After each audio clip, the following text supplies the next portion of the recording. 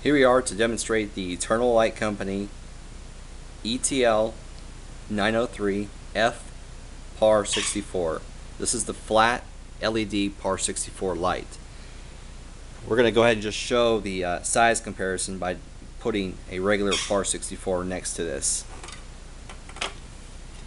Now you can see that the flat PAR 64 is much more compact. It has the dual brackets here, and you can see the old style PAR 64 and the flat style PAR 64 have the same amount of 177 LEDs. Now we don't really need this old one in the picture after we demonstrated that, so I'm going to move it to the side. Now here's the good part. You can see down here that we have DMX cables in and out of this, and there's still room for it to bend and not bind the DMX cable. There's a power input right here to plug it in. We'll do that now. Okay, now the light is on. We still have the same programming like we did in the previous LED PAR 64. I'll just go ahead and demonstrate some of that now. All the colors are on a scale of 0 to 10.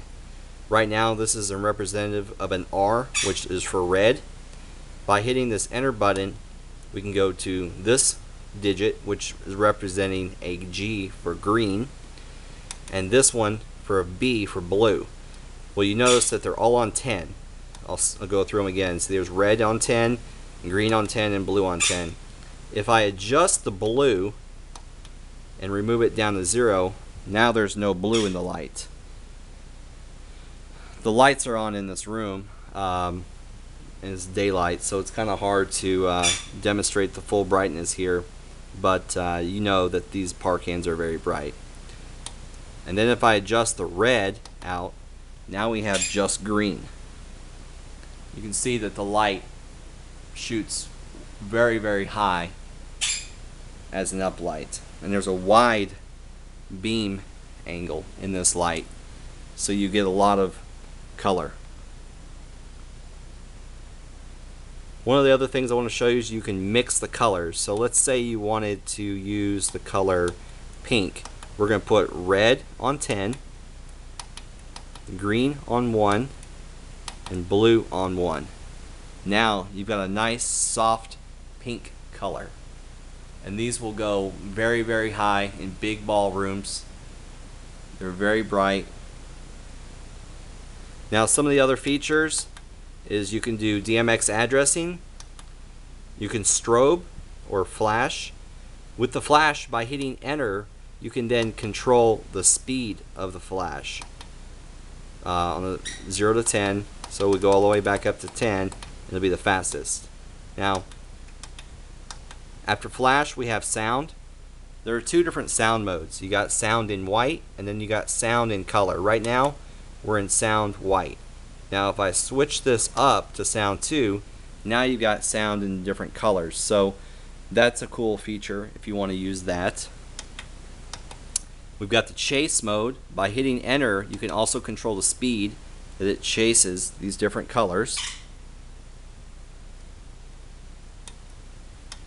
And then you've got color flow.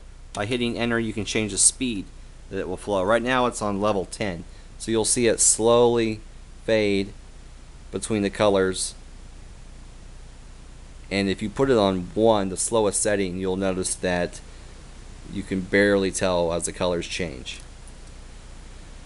And that goes us back to color mixing and addressing.